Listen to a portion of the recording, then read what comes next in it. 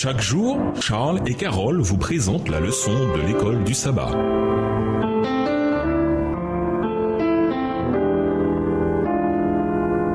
Bienvenue dans votre émission. Dieu nous parle. Nous voilà à la leçon de mardi, du sabbat au dimanche. En tant qu'adventistes du 7e jour, nous entendons souvent nos frères et sœurs chrétiens d'autres dénominations avancer que la loi a été abolie ou que nous ne sommes plus sous la loi mais sous la grâce. Ce qu'ils veulent dire en réalité, c'est que seul le 4e commandement a été aboli. Mais beaucoup ne se contentent même pas de dire cela. Ils affirment que le sabbat du 7e jour a été remplacé par le premier jour, le dimanche, en l'honneur de la résurrection de Jésus. Et ils croient qu'ils ont des textes pour le prouver. Voici une partie des textes du Nouveau Testament habituellement cités par beaucoup de chrétiens pour dire que le sabbat a été changé du 7e jour dans l'Ancien Testament au premier jour dans le Nouveau. En les lisant, posons-nous la question, évoquent-ils vraiment un changement de jour ou bien décrivent-ils simplement des événements survenus ce jour-là, mais sans aller jusqu'à ordonner un changement? Lisons Jean 20, les versets 19 à 23. Quelle raison est avancée pour le fait que les disciples étaient réunis dans cet endroit? Ce passage dit-il qu'il s'agissait d'un service de culte en l'honneur de la résurrection de Jésus, comme certains le prétendent? Jean 20, les versets 19 à 23. Le soir de ce jour qui était le premier de la semaine, les portes du lieu où se trouvaient les disciples étant fermées à cause de la crainte qu'ils avaient des Juifs, Jésus vint, se présenta au milieu d'eux et leur dit « La paix soit avec vous ».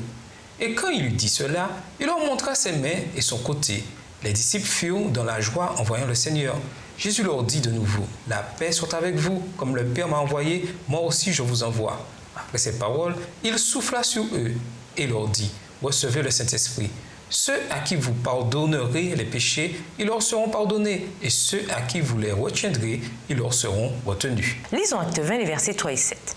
Qu'est-ce qui, dans ces versets, indiquerait que le sabbat a été transféré au dimanche, premier jour de la semaine, si tant est qu'ils disent quoi que ce soit? Voir également Acte 2, le verset 46. Acte 20, les versets 3 et 7. Puis il se rendit en Grèce, où il séjourna 3 mois. Il était sur le point de s'embarquer pour la Syrie, quand les Juifs lui dressèrent des embûches. Alors, il se décida à reprendre la route de la Macédoine. Le premier jour de la semaine, nous étions réunis pour rompre le pain. Paul, qui devait partir le lendemain, s'entretenait avec les disciples et il prolongea son discours jusqu'à minuit. Acte 2, verset 46. Ils étaient chaque jour tous ensemble, assidus au temple, et rompaient le pain dans les maisons et prenaient leur nourriture avec joie et simplicité de cœur. Lisons 1 Corinthiens 16, versets 1 à 4. En dehors du fait qu'ils devaient mettre de côté des offrandes chez eux le premier jour de la semaine, qu'enseigne ce passage sur un quelconque changement du sabbat au dimanche? 1 Corinthiens 16, versets 1 à 4. Pour ce qui concerne la collecte en faveur des saints, agissez, vous aussi, comme je l'ai ordonné aux églises de la Galatie, que chacun de vous, le premier jour de la semaine, mette à part chez lui ce qu'il pourra, selon sa prospérité, afin qu'on n'attende pas mon arrivée pour recueillir les dons. Et quand je serai venu, j'enverrai avec des lettres pour porter vos libéralités à Jérusalem les personnes que vous aurez approuvées. Si la chose mérite que j'y aille moi-même, elles feront le voyage avec moi. Voilà en substance les preuves textuelles avancées pour défendre la doctrine selon laquelle le premier jour de la semaine a remplacé le sabbat du 7e jour. À part décrire quelques occasions où, pour différentes raisons, des croyants étaient réunis, pas un seul texte n'indique que ces réunions étaient des services de culte organisés le premier jour en remplacement du sabbat du 7e jour. Cet argument se contente de chercher dans les textes, avec un regard rétrospectif, la tradition millénaire qu'est l'observation du dimanche.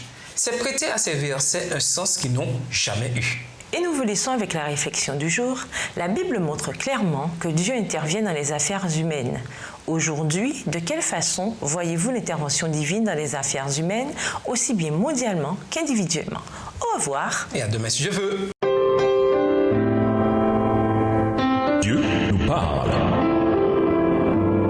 Chaque jour, Charles et Carole vous présentent la leçon de l'école du sabbat.